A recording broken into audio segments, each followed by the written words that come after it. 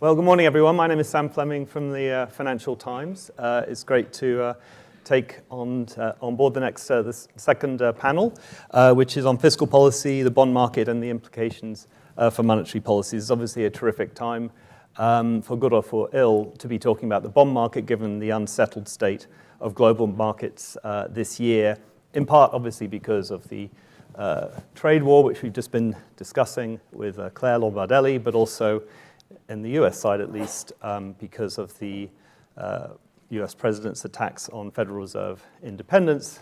And then on top of that, specifically in the UK, continued questions about the health of the UK public finances and whether the small correction that happened in March, not a fiscal event, went far enough in terms of putting things on a better track. So we obviously have a brilliant panel here to talk about these topics. I'll start on the far right with Sushil Wadhwani, who's Associate at Financial Markets Group at the London School of Economics, founder of Wadhwani Asset Management before he sold that, and obviously previously a member of the Bank of England's Monetary Policy Committee.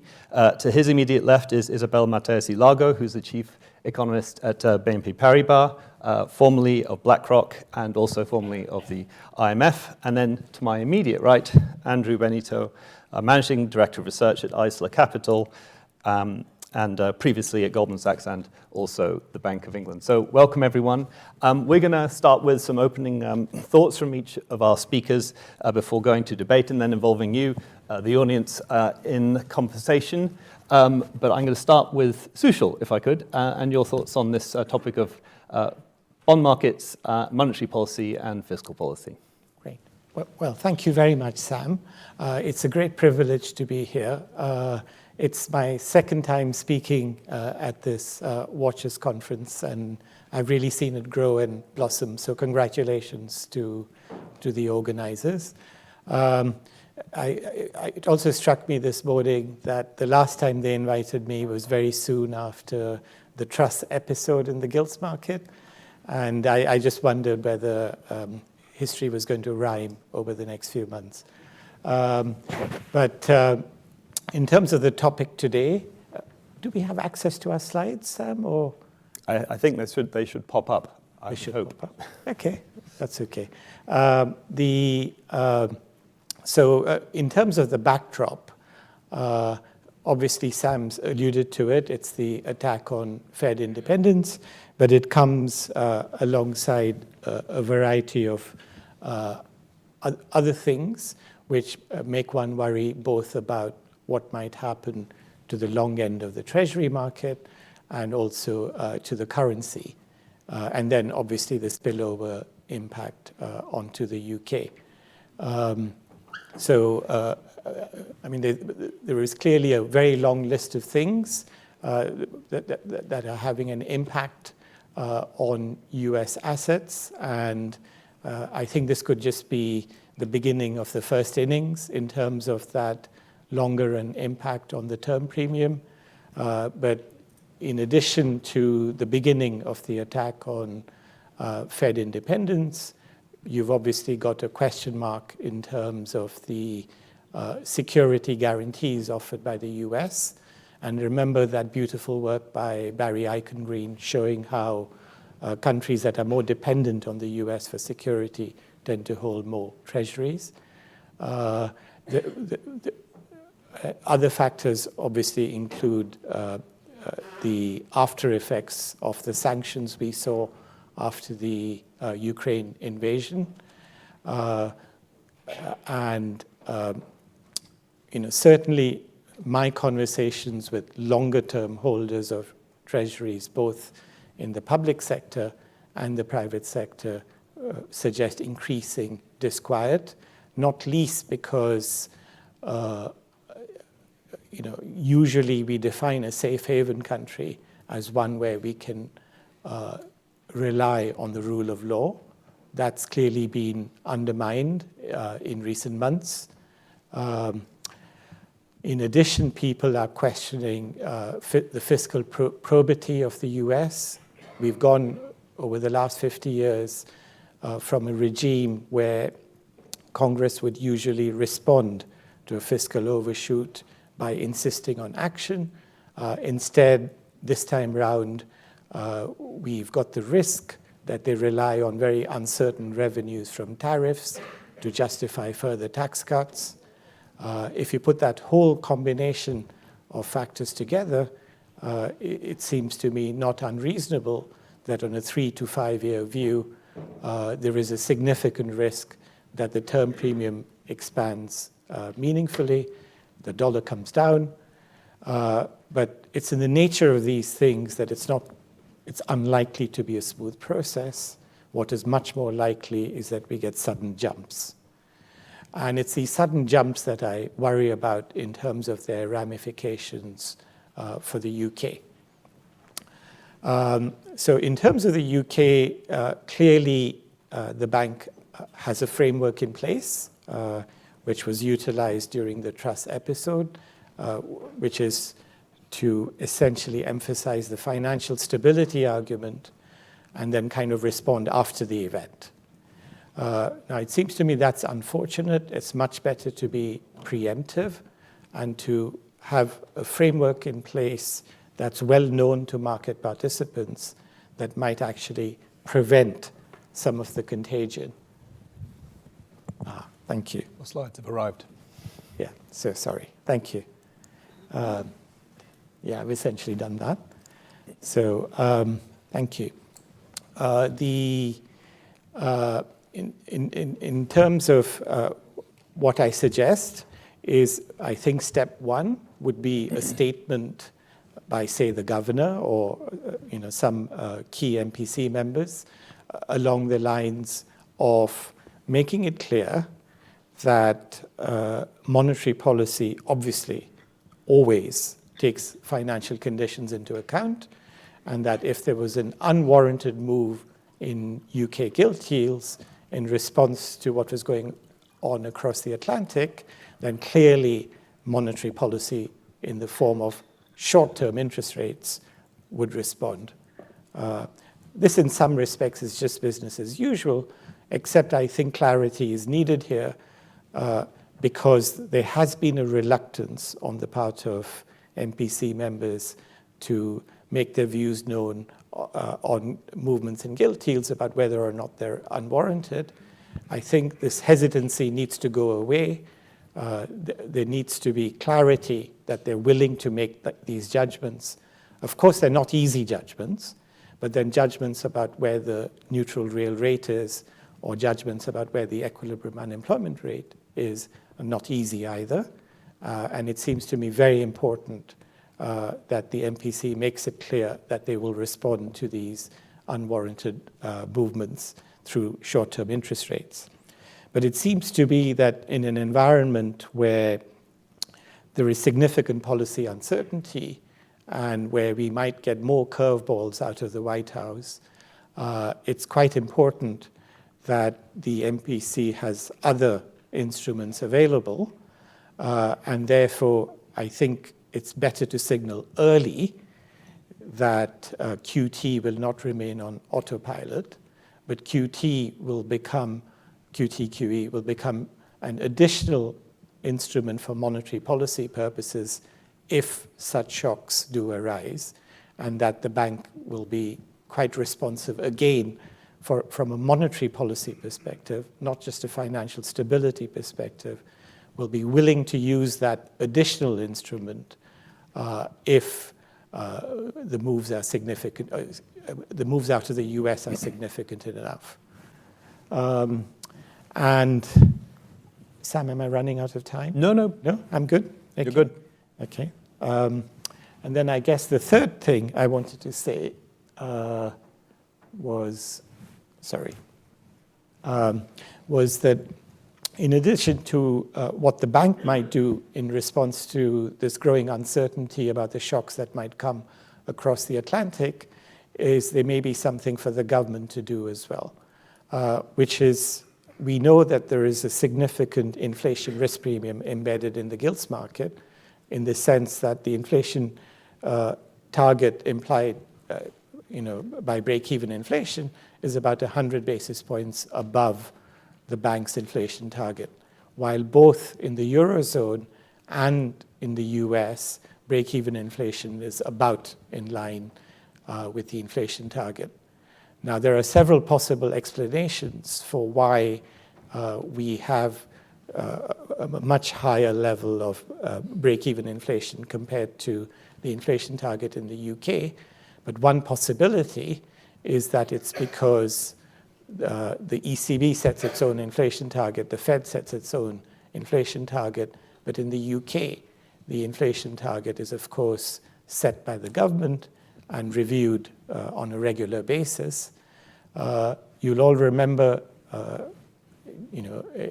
during the Truss episode, that break-even inflation exploded onto the upside. It went above 400 basis points.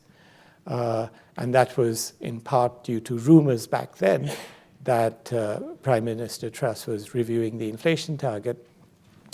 Now, the key thing for us is not that I think anyone for a moment has any doubts about the credibility of the current UK government. The fears are really about the future. And in a world where you've seen a US president question Fed independence, it's quite reasonable, it seems to me, for people to worry that in the UK, some future government might also review the inflation target in an upward direction. So, for example, I have no idea who's going to form the next government, but with the Reform Party having done so well in the council elections, if one looks at what one can see about their policies, it's clear that at first sight, they're not exactly going to respect the fiscal rules, and that might then tempt them to review the inflation target. So I think it's very important for the government to consider whether they should hand over the setting of the inflation target to the Bank of England, because that only brings the bank in line with other major central banks, and also to some extent makes it that little bit more difficult for some future government to tinker with the system. Of course, I have to admit that there are other reasons why we may have a higher inflation risk premium. So, for example, Chris Giles, I don't know if he's here, has argued for a while that it's to do with a lack of Bank of England credibility.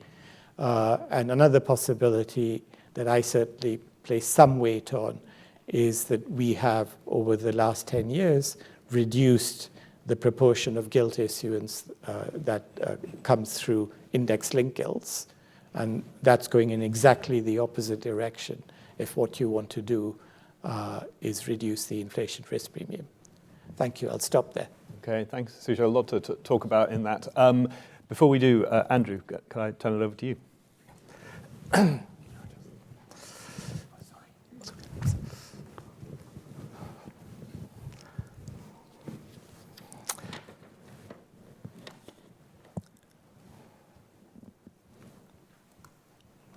Thank you, Sam, and good morning, everyone. It's a real pleasure to be back at BoE Watchers, and especially to be part of such an excellent panel.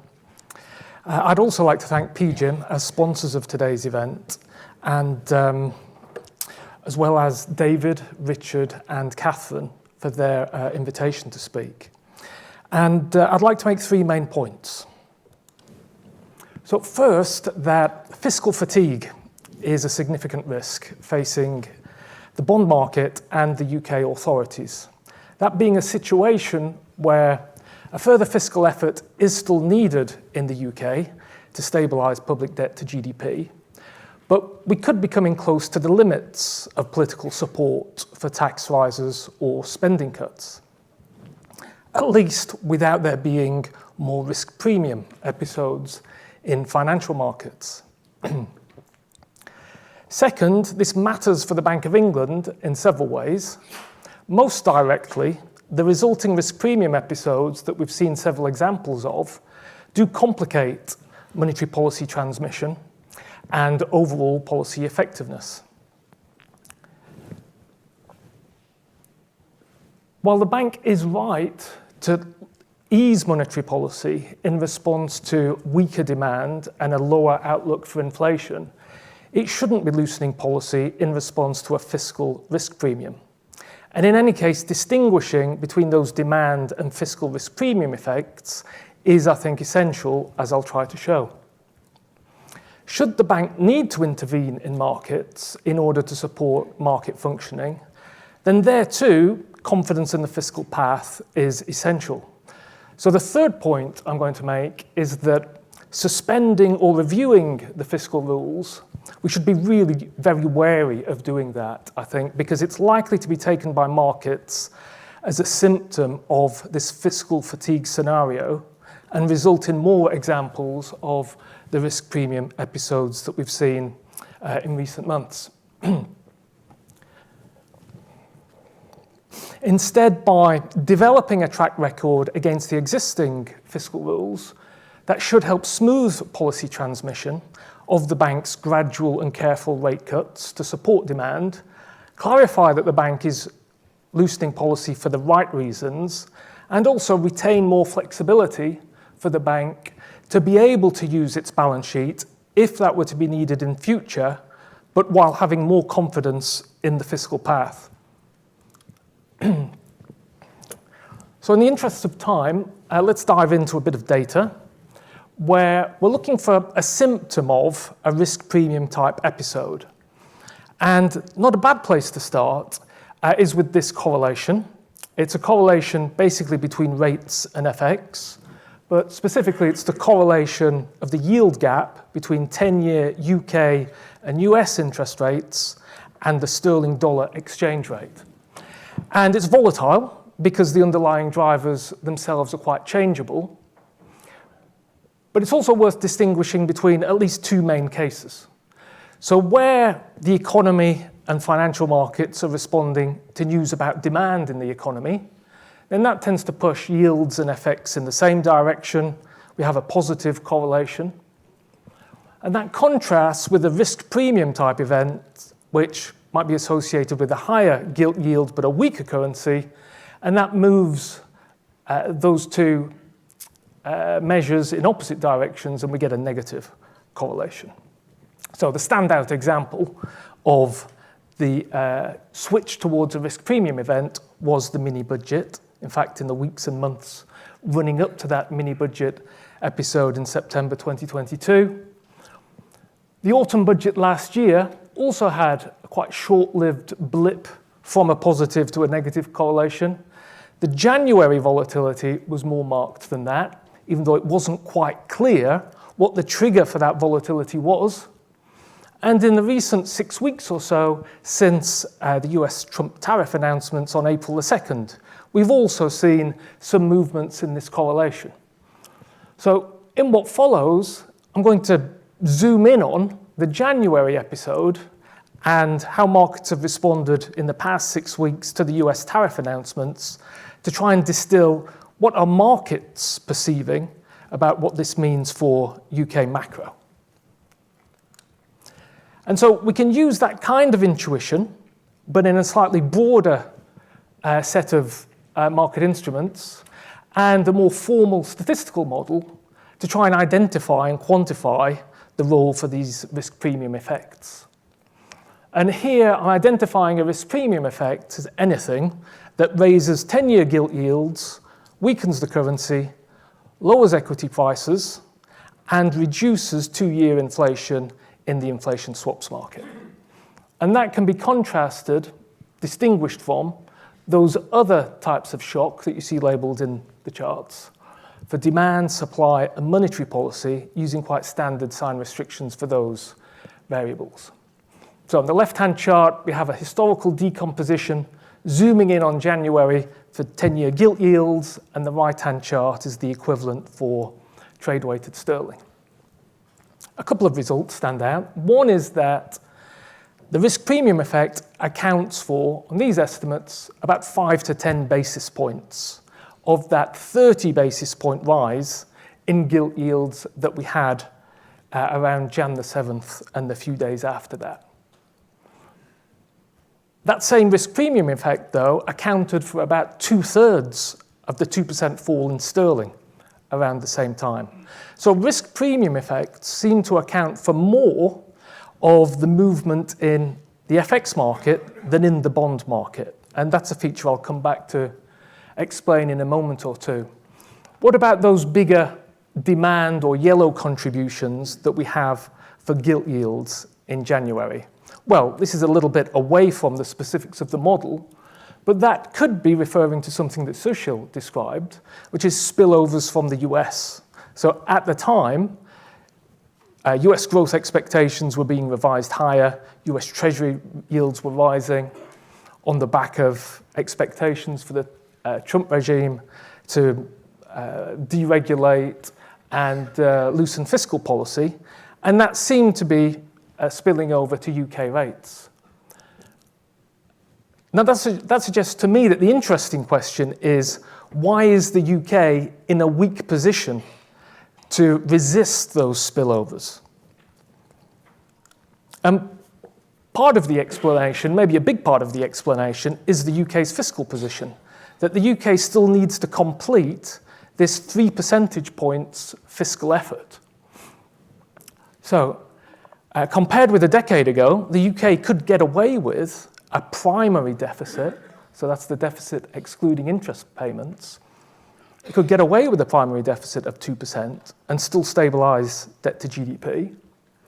Because the effective nominal interest rate on UK debt has increased so much since then and now exceeds expectations for growth, we now need to run a primary surplus in order to stabilise debt to GDP at around 100%.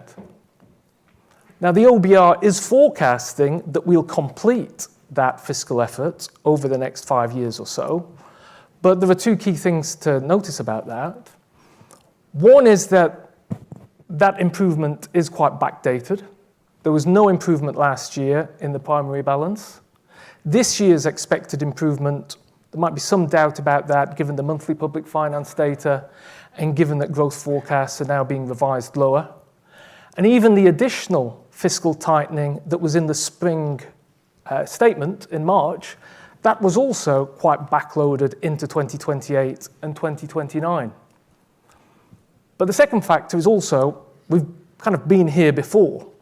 Over-promising and under-delivering on that fiscal effort has been a repeated pattern, as you see in the left-hand chart. That's something that Charlie Bean has drawn attention to in the past. And in fact, the average 4-year ahead forecast error on these primary balance forecasts is over 2 percentage points. So I think faced with that required fiscal effort and yet track record that dates all the way back to 2010, you could understand why markets might think that the UK is in a weak position to withstand some spillovers from US rates. Market pricing of Bank of England policy reacts hawkishly during these risk premium episodes. That was true in January, when we were in the midst already of a rate cutting cycle, but the market priced fewer rate cuts in January, as shown in the right-hand chart. It was especially marked in the Truss Kwarteng mini-budget episode, where a very aggressive rate hiking cycle was priced at the time, shown in the left-hand chart. In both cases, sterling weakened quite sharply. And in fact, if rates hadn't repriced in that way, sterling would have had to weaken by even more and overshoot to the downside in order to generate an expected appreciation that would be needed to compensate investors for this higher risk premium. So I think that's the explanation for why FX markets seem to be more sensitive to these risk premium effects than even the bond market. But if beneath that risk premium effect is a fiscal risk premium, then surely the right policy response is a fiscal response. And that is basically what we got to a large extent during or after the mini-budget episode. Most, if not all, of the fiscal announcements were reversed. And the Bank of England played this supportive but temporary role of temporary and targeted asset purchases, and then reverted even back to its previous plans for QT. I think overall, the two main lessons here for the Bank of England are that avoiding these risk premium episodes should help ensure smoother transmission of the Bank of England's policy, as well as more predictable MPC communications. But the onus should be on the fiscal authority, and as we'll see in a moment, maybe the DMO, to respond to these kinds of episodes, with the Bank of England playing a role that is there just to support market functioning and not react to financial conditions as such. So let's bring things right up to date now by looking at how markets have reacted to the US tariff announcements. So again, this is all in the eyes of markets, but that same decomposition based on the 4 asset prices shows that markets have reacted to the US Trump tariff announcements at the start of April as a negative demand shock for the UK. Those big yellow contributions from 10-year gilt yields to the tune of 30 basis points or more. The following week after the initial Liberation Day announcements, there was more of a risk premium effect building into markets as Trump pivoted towards a pause, but also more intense tariffs being applied to China. And then in the remainder of the month, we've seen that risk premium effect subside somewhat. On the 23rd of April, the DMO updated its own remit for long-dated gilt issuance, which is where more of the volatility had been in the UK gilt market, and it reduced that gilt issuance by £10 billion. And that, to me, seems like the kind of sensible policy response that we needed and that we saw at the time. On the FX market, the risk premium effect was again accounting for more of the moves in FX than it was in the gilt market. Now, the market also responded dovishly, of course, to those Trump tariff announcements. Even though the previous model-based estimates didn't have a short-term interest rate in them, you can see in the blue and yellow lines here for 1-year and 2-year swap rates that the market did see that as maybe a negative demand shock. It was a dovish response in pricing for the Bank of England. The risk premium effect was maybe keeping that in check, but as that subsided through the month, then more of that kind of emerged, and there was a further dovish response to Bank of England pricing going into Thursday's MPC meeting. Now, the message that we got from the MPC on Thursday was maybe some of those market reactions were a bit overdone, and that in the assessment of the Bank of England, yes, the Trump tariff announcements were a negative demand shock, but especially alongside the other drivers of inflation, not so much to justify the previous forward curve in the money market. And instead, we had that more hawkish cut communicated by the bank on Thursday. And when I look back on the overall pattern of policy responses, not just from the bank, but also the Treasury and the DMO, I think we've actually had quite a good set of policy responses to the market volatility that we've had. So back in January, okay, the Treasury seemed keen to avoid any knee-jerk reaction to that market volatility, but on its own scheduled timetable, it did use the spring statement in order to tighten fiscal policy a little bit and show a sensitivity to the market conditions. Alongside that, the DMO remit published in March was on the low side of expectations, and the DMO went further in April by reducing long-dated planned issuance for this year by £10 billion. And the onus hasn't been, and I think rightly hasn't been, on the Bank of England to respond to this. And we can contrast that view with more of a quite standard financial conditions index type approach to thinking about things that would have said, well, financial conditions have tightened because long-term rates have gone up. That's something that the Bank of England has to offset. They need to loosen policy. And I don't think that is the right way of thinking about these issues. And I think where we've ended up with policy has been better than that FCI type approach would have suggested. We should also accept we've been a bit lucky. For the past 2 or 3 weeks, there has been this rising expectation in markets that Trump would compromise over tariffs, and there's been more of a risk-on tone alongside that. And time will tell to what extent that is justified over time. This is my final slide, and it's back to fiscal policy, just to add a bit of colour to what we need to see on the fiscal side of things. So we've already seen that key primary balance returning to a surplus for the first time in 25 years. That's what we need to see over the next 25 years. These two charts give a bit of background to that. And the message of the left-hand chart is that we need fiscal policy and that primary balance to be a bit more reactive to the higher levels of net debt to GDP that we now have. So contrast the red line with the green line. Pre-crisis, there was a bit more of a sensitivity of the primary balance to debt to GDP. We've been able to get away with this quite flat relationship since the financial crisis because real interest rates have been so low. But now that we're no longer in that world, that green line, I think, needs to steepen up a little bit. The right-hand chart is a bit more informative about fiscal announcements at individual fiscal events dating all the way back to 2010. And it indicates the reaction of fiscal tightening or loosening on the vertical axis to the amount of fiscal and macro news that we face at that fiscal event. So when we've had some good fiscal news and borrowing expectations have been revised lower, we're on the left side of that chart. And then the fiscal loosening that tends to follow puts us on the top left-hand quadrant. The autumn budget was quite a deviation from that historical pattern. In order to restore public services in a front-loaded way, we had this 1% loosening in fiscal policy, without much fiscal news, pre-measures associated with that. Whereas the spring statement in March took a bit of that back, albeit in quite a backloaded way. I suspect that if we do face more negative supply news going forward, we could have future fiscal events that are again in the bottom right-hand quadrant of that chart.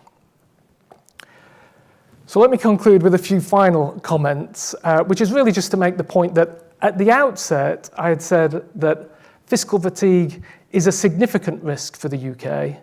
I think, especially combined with the possibility of more future negative supply shocks, it's probably the single biggest risk that the UK authorities could be facing. So against that background, I do think it would be a mistake to suspend and revise the fiscal rules, because that would be taken by markets as a symptom of fiscal fatigue. And for the Bank of England, that would complicate policy transmission, policy communications, and maybe it would make it more difficult for the bank to be confident about the fiscal path and to be able to use its balance sheet in future when it needs to, if it needs to, in order to respond to any market dysfunction that could arise in future. But I'll stop there. Thanks very much. Thanks, Andrew. Isabelle. It's up. It's right up there. Yeah. Yes. Okay. Good morning, everyone. It's a privilege to have been invited to speak at this conference next to these very seasoned Bank of England watchers. So I have a confession to make. I'm not a lifelong,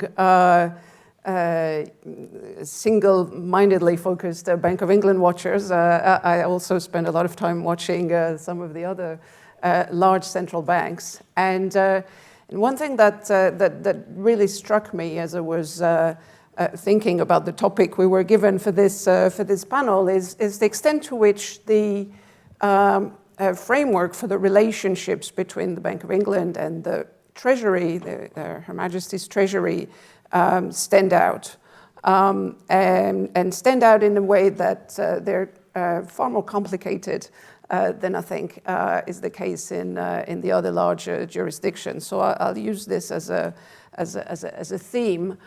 Is this readable at all? Well, not very much. All right. But so basically, in the US or in the Eurozone, you have a basic text that sets out the relationship and it was adopted in the 50s in the US and in the whichever, probably the Maastricht Treaty in Europe, and it's kind of there, and that's it, right? And you forget about it, and each side goes about their business. Well, in the UK, you've got this annual remit, which is set by the Chancellor, in which, in theory, could give the Bank of England any kind of mandate at all. Of course, it sets the inflation target, and of course, it sets it at 2% and has done so variably. But as Sushil mentioned, it could do other things. But then it adds stuff around it. And at one point, it said, well, the Bank of England should also take into account climate change. And at some other point, it said, well, actually, we've done enough. The Bank of England has done enough. Now it should do a little bit less. And this is a much more if you look at it like, stepping out and compared to other central banks, it feels, at least on the face of it, less independent. And for what it's worth, if you ask ChatGPT, how does Bank of England independence compare to the Fed or the ECB? That's kind of the first thing it comes back with, is like, oh, there's this really strange thing that the remit is set annually by the Chancellor.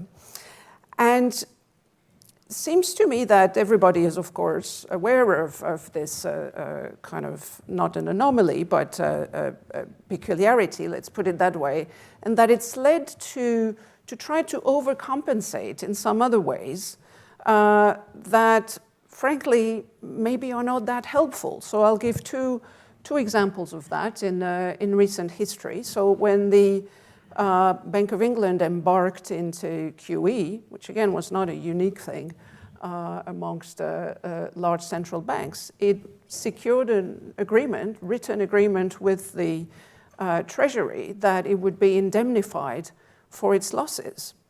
And I remember thinking at the time, wow, this is good stuff. This is like really saying we really mean to keep our independence. And actually look what's been happening in the recent past. Now, of course, all central banks that have done QE have been losing money recently as interest rates have gone up. But the Bank of England, or rather the UK, is really the only country in which it's become an issue. It's become an issue because the Treasury has to write a check, a large check, and doing that in the context of a constrained fiscal policy environment, attracts a bit of debate. Whereas, of course, the same mechanic has been at play in other jurisdictions, but it just hasn't been much of an issue because it's been happening in the background. And of course, everybody knows you don't want the central bank's capital to be depleted and so on and so forth. In principle, it could jeopardize their independence. But in reality, in large established central bank, it's not an issue. So that's one example where I think maybe this lack of or insufficient constitutional independence had led to a bit of an overreaction. Another example, and maybe I'm over-interpreting here, but the Bank of England has been very quick to try and get rid of these QE holdings, and in fact has been engaging much quicker than the ECB or the Fed in terms of reducing the size of its balance sheet. And of course, it's done it for the same reasons that the other central banks have, that you need to normalize, and at some point, it's not a good idea to have so much government paper on your balance sheet. But really, none of these reasons dictated that in the UK situation, it was important to do it quickly and to do it not just quickly, but with active sales. That, again, very few central banks have chosen to do that. And while I certainly haven't conducted work or seen any that directly tries to quantify the extra amount of term premium that is linked to this active selling, there is actually some work that you can see here on the top chart. Again, it's not very readable, but basically the UK is in that red oval circle here, and it shows the impact of every QT announcement in the UK on different maturities of government bonds. And just suffice it to say that the bars for the UK are a lot higher than in any other country. And was that intended? Probably not. So just something to think about, which maybe I'm over-interpreting when I think it's overcompensating for some of the lack of constitutional independence, but certainly something that may be worth discussing. Okay, so that was the first point in which the UK setup stands out. The second point, and I don't know, maybe Sushil, this is something we can come back to, but when you look at this question of the unusually large share of debt issuance by the Treasury that is inflation-linked, you would think, well, maybe actually that's a good thing, right? Because most countries, you would think central bank is incentivized to keep inflation low, but the Treasury, all these politicians, they might want to rev up the economy before elections, blah, blah. But actually, no, if you have a very large share of your debt issuance that is inflation-linked, it costs you more money when inflation is high or rising. And so you could think, maybe actually that's good. It kind of aligns incentives a little bit more. But curious for perhaps more debate on that. What is for sure is that the UK really stands out on this. Of the large economies, the next one with a large share of inflation-linked debt is Italy, and it's at 10% against around 25% for the UK. And of course, Italy had a history of being a high inflation country, so maybe that's the legacy of this. But in any event, that's another element where you have a direct link between monetary and fiscal policy that is not something that matters as much in other jurisdictions. Okay, next point is both the Bank of England and its forecast and the Treasury in their fiscal rules give a really important role to market interest rates. And again, that's something that is very unusual and which, in my view, creates some problematic reflexivity and procyclicality at times. Maybe not always. Again, there are good reasons why these solutions were adopted, but equally that doesn't mean they don't have any downside. And for the Bank of England to ground its forecasts in market pricing, that a lot of people will often think, well, that doesn't really make sense, and is really, to my mind, a source of volatility, which ultimately kind of, and it's a source of volatility because it makes it harder to predict where policy is going to land. Now, there's a lot of reasons for that, but if you look at market reactions post central bank meetings, I would say markets tend to be surprised more often with the Bank of England. Now, it's not entirely, of course, due to this question of using market interest rates for the forecast, but it creates this kind of circularity that just makes the rates more volatile and leads to a higher premium. Now, fiscal rules, it's been one of the good, the kind of sliced bread inventions of the last 20 years or so, that governments tend to behave better when they have fiscal rules. Each country has their own little version, but the UK ones are particularly strict in terms of forcing procyclical adjustment when your interest bill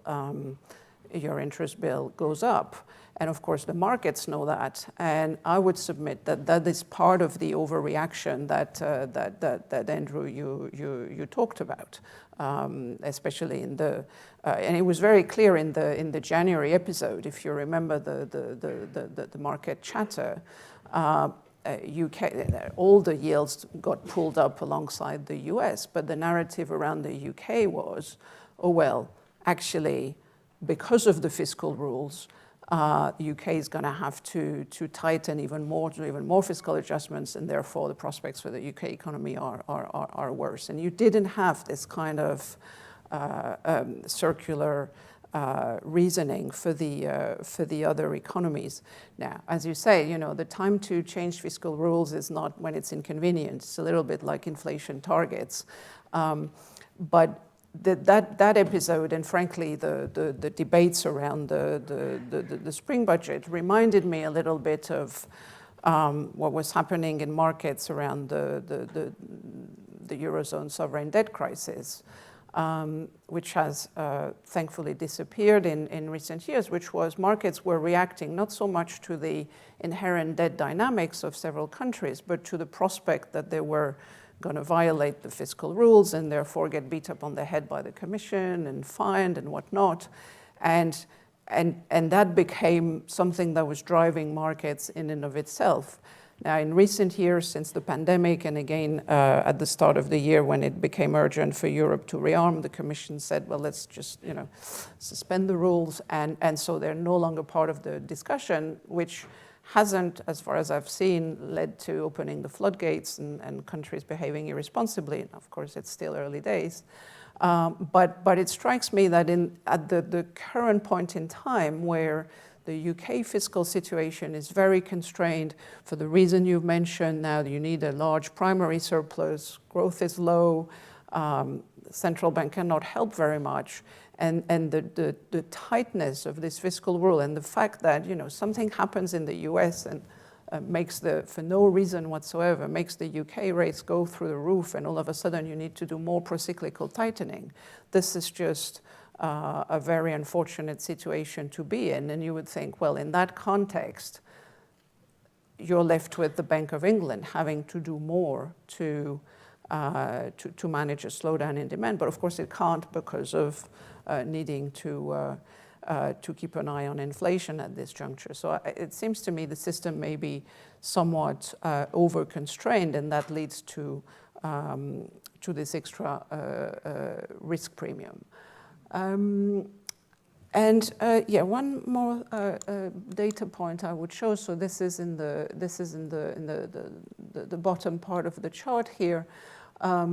So the one on the left, you see this this increase in the January episode when UK yields got pulled up by this US-driven move. The spread between gilts and US went up. Again, the yield made no sense in the first place, but an increase in spread, you know, again, I really think it was reflecting this sense that the UK demand management is overly constrained, and that's going to cause problem. The second thing, and maybe I'll finish on that, is if you contrast the UK and Germany, the correlation to US yields. Now, it's always very high. Of course, you know, DM rates are to a large extent simultaneously determined, so the correlation is generally high over time. But you can see that in the most recent period, it's been particularly high for the UK, whereas it looks as though Germany, despite launching a very large public borrowing program, has behaved more like a safe haven and seems to have been a beneficiary of some of these safe haven flows that have been less strong, let's put it that way, into US treasuries. And I think there's a question for the UK as to, well, you know, if global investors start to look for alternatives to the dollar, you know, you've seen funds going into the Nordic kronas. You've seen, of course, flows going into Japanese bonds. Like, shouldn't the UK aspire to grab a share of that? You know, it used to be a major reserve currency, but you know, would the current again policy set up with all these intricate rules, would it would it permit that? I don't know. I think it's just very hard to read from the outside, and as a result, perhaps undermines the willingness to really underwrite this kind of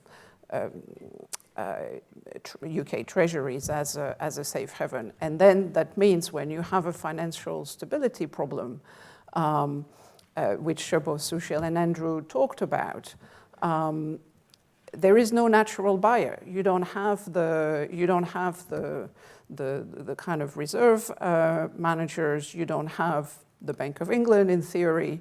And if you get a lot of volatility, then all the traditional domestic buyers, the pension funds and so forth, freak out and leave as well. And so again, it puts enormous pressure on the central bank to step in. But equally, because of the independence consideration that we've talked about, it might tend to do it maybe a bit later than would have been optimal in terms of managing that risk premium. So all of which is to say, I don't think there's any quick fix, and there's a bit of the old story of I wouldn't start from here. It is arguably, for the reasons Andrew mentioned, not the right time to say, oh, let's do away with the fiscal rules, or but the system does appear to be highly constrained at this time. The UK needs to adjust its public finance. It needs to do it in a low growth environment, in a high uncertainty environment, and at a time when the Bank of England needs to keep very focused on inflation. So that's tough, and I think to the extent a way can be found to alleviate some of these constraints, that would help, and some of the ideas that Sushil mentioned could be helpful in that regard. Thank you. Thank you.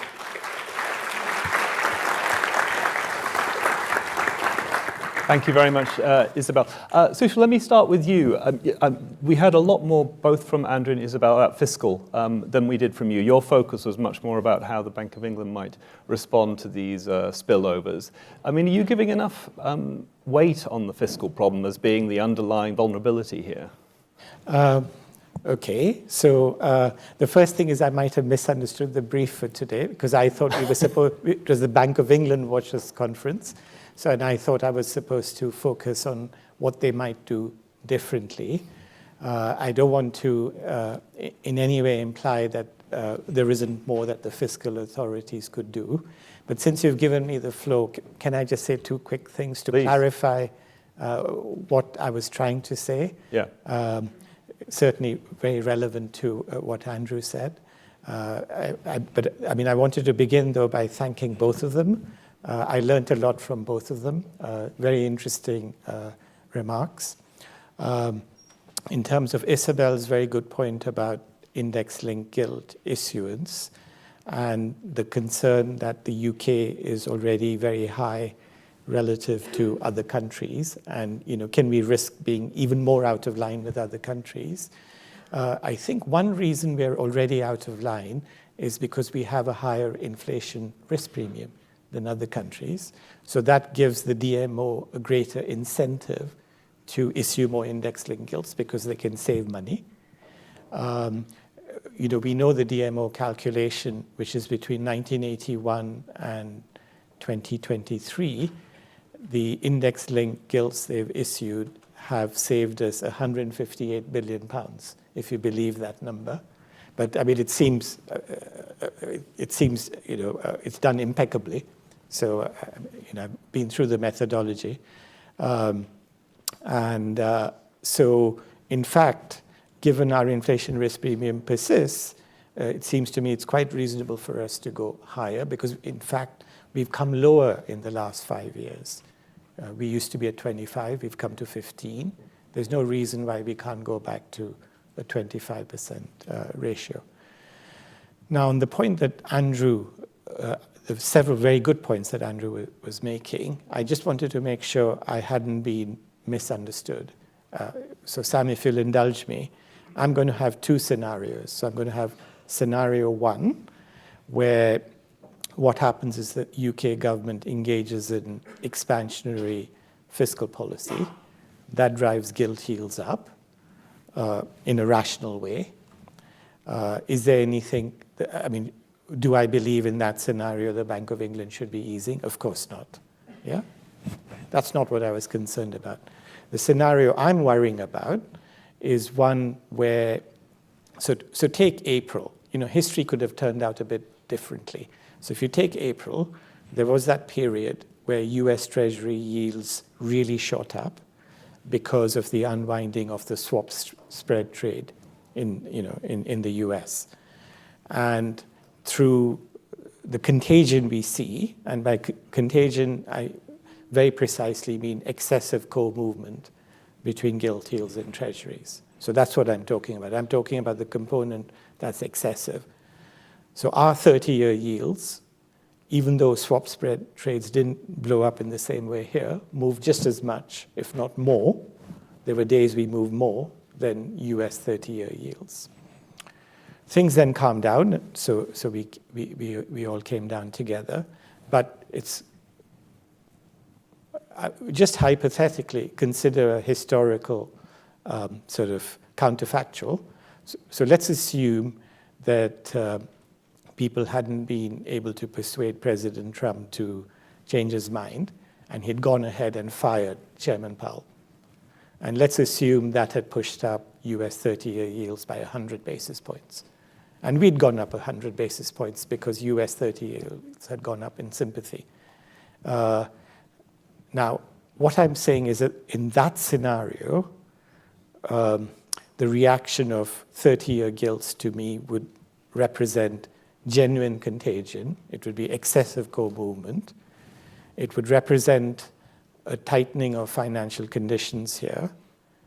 It would represent, I believe, a reason, other things being equal, for the MPC to consider easing interest rates to offset that unwarranted tightening in financial conditions. Surely, all I'm saying is, why doesn't the MPC just say this in advance? Because if they say this in advance, we can spare our consumers and businesses a lot of unnecessarily volatility. So I hope Andrew agrees that in that scenario, the bank should ease. Well, and that's the only scenario I'm talking about. Okay, over to you, Andrew, on that. And also, could you respond to Sushil's thought on the inflation target and whether, which also feeds into what Isabelle was saying, is there an institutional reform needed which goes beyond the issues of fiscal, which you dwelt on, which could help alleviate this vulnerability that we're talking about?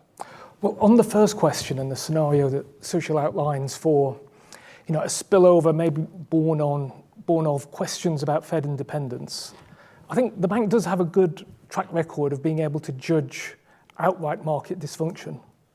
So I'm sure in that scenario, we'd agree that there is a role for the bank to intervene with maybe a replay of temporary and targeted purchases. It should just be a matter of market dysfunction. It should be a matter front and center for monetary policy, for the short-term interest rate. The key thing in the trust episode was the bank obviously went on the market dysfunction, which was generated by all the deleveraging we got, the LDI flows.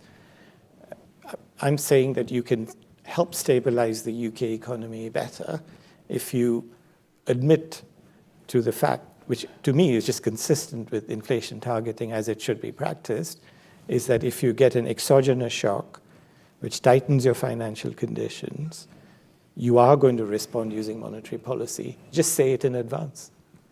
So on that specific scenario where it's an orderly repricing, I think the onus is on the bank to be able to demonstrate that this is absolutely going to weaken the demand and inflation outlook. I think short of that, and maybe the first port of call, is to think that the onus should be on the Treasury and the DMO to respond. And recently we have seen the DMO change its MO a little bit, which is to not be quite so focused on a preset path for gilt issuance in the different buckets, and instead to be more responsive to those demand and supply balances in different parts of the market. And to me, if we're talking specifically about long-dated gilts, that seems like a more sensible kind of response. To the extent that we could be confident that even when the DMO has acted in that way, that the outlook for demand in the UK is going to weaken, then sure, that opens up a role for the Bank of England. But there isn't much policy space across lots of dimensions, and I think to put at risk these kinds of actions from the Bank of England appearing to seem a bit too willing to act in this way, I think relates to your second question, which is the inflation risk premium. The reason why the UK has an inflation risk premium is because, well, it's a combination, I think, of the incidence of negative supply shocks, and then when faced with those negative supply shocks, an inclination, or at least a perception, that the bank is a little bit too inclined to look through the inflation side of that, and a little bit too inclined to accommodate the demand weakness side of that. And that's what we've got to lean against now. So putting together the financial stability and the monetary policy angle, I think overall the onus is on the Treasury and the DMO, and maybe a little bit less on the Bank of England than we've seen in recent years to react so instinctively to any even quite orderly repricing in market conditions. And Andrew, the mandate, do you think if the mandate were taken out of the Treasury's hand, that you wouldn't do these annual reiterations of the mandate the way Isabelle set it out? Will that create greater stability and address some of what you're... I'd be sceptical on that front as well, because we do live in an era of populism, and we know that populists don't like technocrats, don't like independent central banks. To be able to deflect some of their concerns by being able to say, look, this mandate that set the Bank of England for 2% inflation is coming from Parliament, and from Parliament it's connected with the public, I think is actually quite helpful. And it could be potentially costly to lose that and say, interest rates, asset purchases, everything's driven by the MPC. And on top of that, they're doing this as they see the inflation outlook and against an inflation target that they themselves are defining. Isabelle, what's your thought on that particular point? And then how do you, where would you fall in terms of your own view in terms of the whether there is scope for a greater, more active Bank of England role in these sorts of episodes that Sushil is discussing? Well, so first of all, I think it's, this correlation, this high beta to US rates has always been around, but it didn't matter as long as US rates were generally well behaved and not very volatile. It obviously could be very different. I mean, it's certainly been very different since the start of the year, and we could be in an environment where this is going to be a fact of life going forward. So I think it's a really important discussion to be had. I think I like where Sushil is going, and again, sorry for harking back to a more like Eurozone example, but I think this is kind of what the Eurozone came up with its transmission policy instrument, right? It's really about addressing some kind of jump in yields that is not driven by fundamentals. So I think in principle that's an appealing idea. For the central bank to say as a policy statement, if I were to see something like that occur in the future, I would step in or take it into account in my policy decisions. But inevitably, it is a slippery slope. I mean, who knows? Like, what is fundamentally driven versus not, especially in the UK context, where you have this reflexivity of the fiscal rules. Which means that the minute your interest rates, your borrowing costs are higher, you're going to need to tighten more. And so I don't have a good answer to this. I think it's an issue that's going to stay with us and should absolutely be thought about. But I think it is a slippery slope. So one should be careful how to deal with it. And it's possible, again, that the right instrument for the Bank of England to deal with that is, again, the balance sheet more than the interest rate. And you kind of keep the interest rate to say, that's my main tool for monetary policy. And anything, abnormal happening in Treasuries market, I'm going to use the balance sheet for that. I'm going to open it up to audience questions. Before I do, just Sushil, one point on this point of the reflexivity of the fiscal rules. Where would you stand in terms of reforming the fiscal rules to remove the volatility they seem to be inducing in the gilts market? So, I mean, in terms of the fiscal rules, I have to confess, while I completely understand why we have fiscal rules, I completely understand the need for reassuring markets that we have, a degree of discipline there. I am very concerned that they've become very inflexible. And it seems to me there have been some clear opportunities for the government to essentially make them more flexible.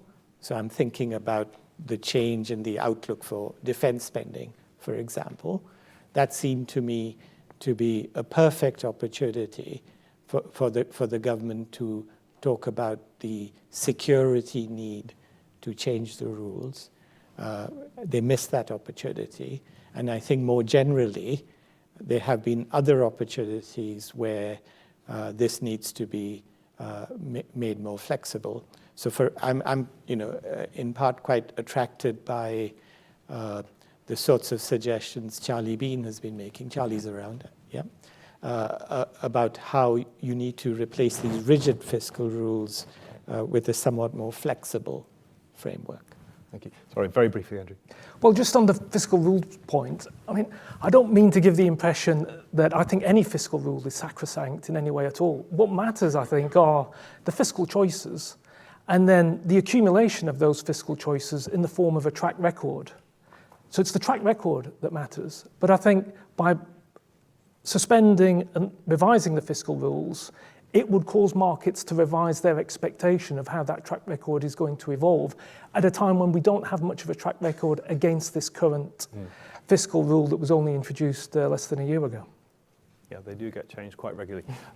Question over there. I probably could take two or three at a time if there are enough. So there's one gentleman there, please, in the tie, and then one right at the front here, and then Chris on the far.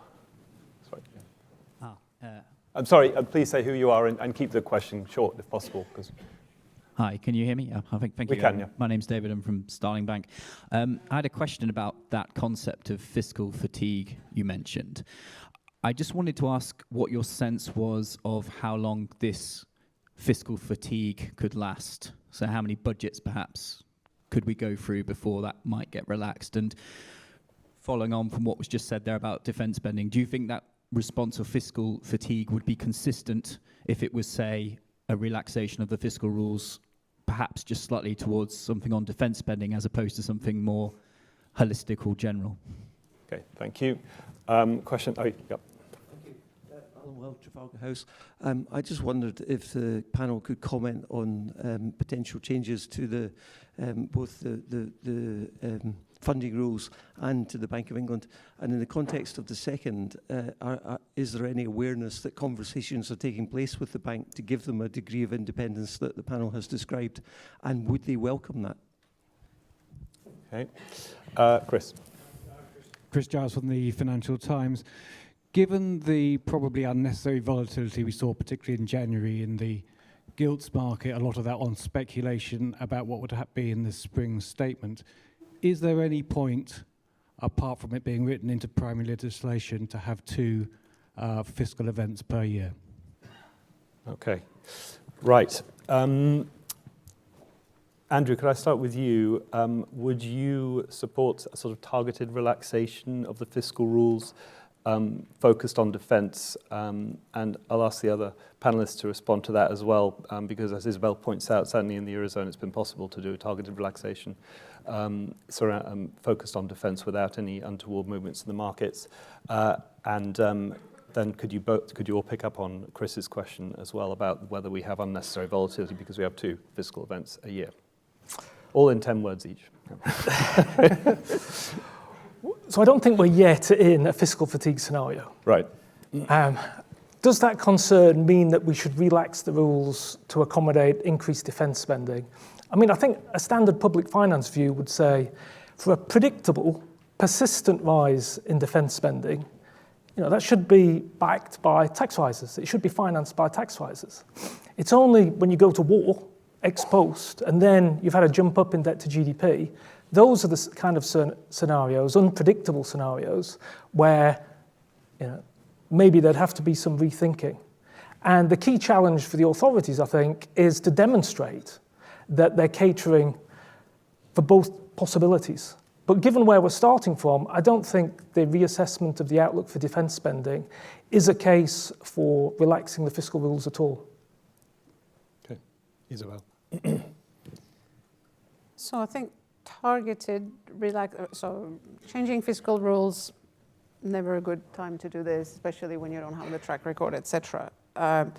Coming up with an escape clause that is targeted and time-bound, I think, is perhaps the most elegant way of doing it. But it can't be a fib, right? It has to be, it can't be, over the next 10 years, our defense spending is going to have to be 2% of GDP higher, then you still need fiscal rules. But if it is, well, actually, we need to ramp up fiscal spending over the next year instead of the previously assumed 5 years, and we need space to do it right now, and then we'll go back to it, then I think it's okay. So, but targeted alone doesn't really help. It has to be targeted and time-bound, and you need a reason why you hadn't anticipated this and need the space, because there's an urgency, there's an emergency, and it could be defense, or it could be another pandemic, or it could be whatever the topic, but something very narrowly defined. Otherwise, you're just driving a truck through your fiscal rules.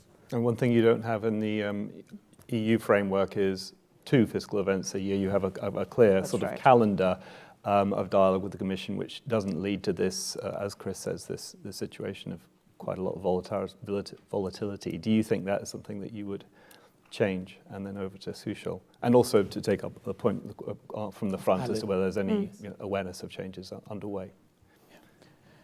So I completely agree with what Isabelle said in terms of defense spending. So it's very important to divide the extra defense spending into components. So there's the sort of permanent component where you're going to grow the size of the army, and that obviously has to be paid through tax increases. But there's a temporary ramp up, as I understand it, to build up your stock and to get to a much better place than we used to be. And for that temporary ramp up to be financed through borrowing seems completely orthodox and reasonable to me. On Chris's excellent point, obviously, I mean, the reason what Chris says is especially important is the Chancellor has been leaving so little room in the sense that, she's running so close to her fiscal rules. It's only tended to be about 10 billion.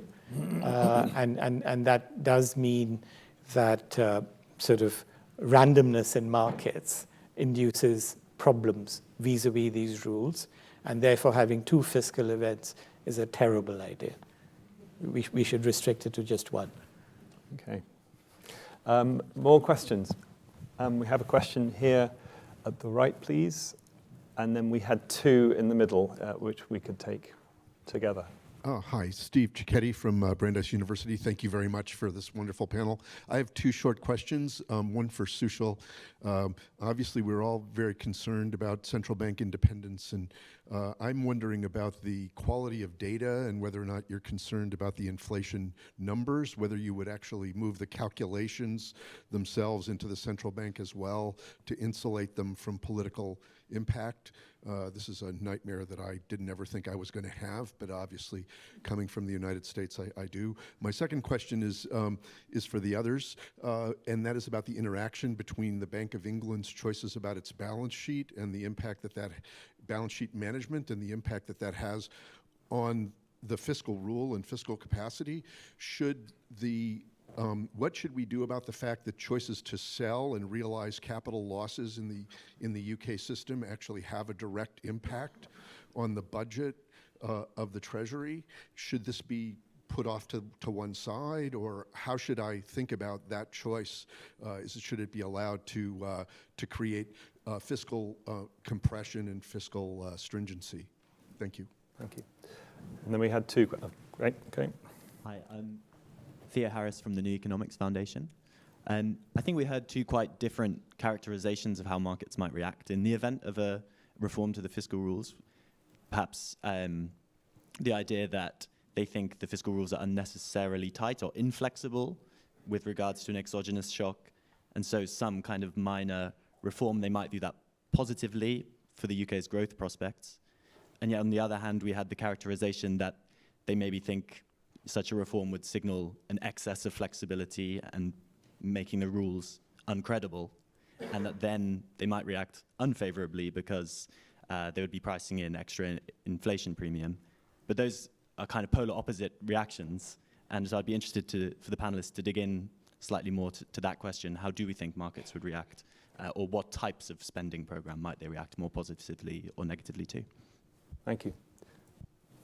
Andrew Wishart from Berenberg. It's a clarification almost question for Andrew. So on the composition charts, you showed that a lot of the increase in gilt yields in January was driven by demand. I presume that's sort of demand for gilts as opposed to aggregate demand, where I would have expected a fall in demand to lead to lower short rates and lower yields. So yeah, I just wanted clarification on that. Or if it's not, whether the same composition would show that increase in yields in the US more driven by term premium, and that sort of yellow bar could maybe be contagion that we can't link to UK developments. Okay, thank you. Andrew, do you want to pick that one straight away if possible, please? And then maybe you could address the question just before that about how markets might react to changes to the fiscal rules as well. And then if we could go to Isabelle, please, on the whole data, fascinating point about the independence of data, given what's happening in the US. Obviously, many questions about the quality of data here as well. And then Sushil, maybe if you could pick up the question on QT and the fiscal impact of that. But please feel free to come in on other ones as well. Well, starting with the question about the interpretation of the demand contributions in January, I mean, in principle, that's indicating something about aggregate demand. But the point I was trying to make was, in practice, I think those contributions were capturing the fact that US growth was being revised up, expectations for US growth at the time, and maybe that was infecting UK rates. But mechanically, the way the model is run, it was telling us about aggregate demand rather than demand for gilts. And then the second question about how the market might respond to any relaxation of the fiscal rules, I do worry about the likelihood that the market would interpret any relaxation, really, even though the question about APF losses, I think, is well put. If there was any reason to revise the fiscal rules, I think the strongest case is not to have such a direct impact on the APF losses that affects the timing of when we're meeting the fiscal rules or not. But given that we are where we are, and given that we've had so many warnings, last month, January, October, virtually a 3-month event, I think it would be, we've got to do everything possible, really, to avoid relaxing the rules, because I'd just be very wary that we would be in the risk premium episode again without giving markets too much encouragement to move that way. Isabelle. So on the data point, two things. One is, I think, producing good, accurate data on every aspect of the economy, to me, strikes me as a key responsibility of government. And by the way, not just about the economy, but about epidemiology and all sorts of other things. And it strikes me as something a well-meaning government needs in any case to do its job. So I'm not sure that, putting the central bank in charge of it would necessarily work, because the government needs data that it trusts. Now, if for whatever reason any government decides to not fund adequately the agencies that are in charge of that, there are going to be many bad consequences to policy making, including monetary policy. But I would say this is the monetary policy piece is not the main one. Now, separately from that, central banks have a responsibility to find and use the best data that they can get to make the very tough judgments they need to make on what's the right stance of monetary policy. And even without looking at the US, the Bank of England has made very clear in recent years that it's frustrated with the problems with the labor market data. It hasn't, as far as I know, it hasn't said, oh, well, we need to take it over so that we can do a better job. I mean, that's not necessarily the answer. But what is incumbent on every central bank is to make their best efforts to use and possibly using AI and all the sort of big data sets that are available out there to improve on what they get from the government. And I think a lot of central banks are busy doing that, and it's a beginning of a field. But I think a central bank that wouldn't be doing that and would just take whatever comes from the government and not try to do better wouldn't be doing its job properly. Sushil. Yes, so on the fiscal rules question, a very good question. I mean, obviously there's a lot of uncertainty about how the markets might respond, but I think one can work very hard on trying to ensure a better market response. We are in this very unfortunate position at the moment where I think one reason growth is lower in the UK than it might otherwise have been is the private sector is constantly expecting tax increases because there's so little room there, and every time something changes in terms of gilt yields or something, they then fear that the chancellor is going to have to come in and put up their taxes further. And that obviously is deterring investment. It's driving people to Milan and Dubai and all these things. And that's really unfortunate. So the key thing that needs to happen is that, it's unfortunate because the fiscal rules were changed to enable this, is to convince markets that the fiscal relaxation comes with higher growth. The good thing about the defense case is there's a lot of evidence about the spillovers from defense-related R&D into essentially productivity growth. So they could have appealed to that. Back in October, I think where the outcome was unfortunate is that so much of the spending was centered on the first 2 years rather than spending on public investment, which could then have been scored as delivering growth. I suspect the market reaction would have been very different if virtually all the extra spending went on that higher public investment. I think you asked me to be brief, yeah? Thank you. I'll stop there. I'm unfortunately going to have to call a halt to our session because coffee is calling from the other rooms. I know there are more questions. I'm sorry to disappoint, but please join me in thanking our excellent panelists for a really fascinating discussion.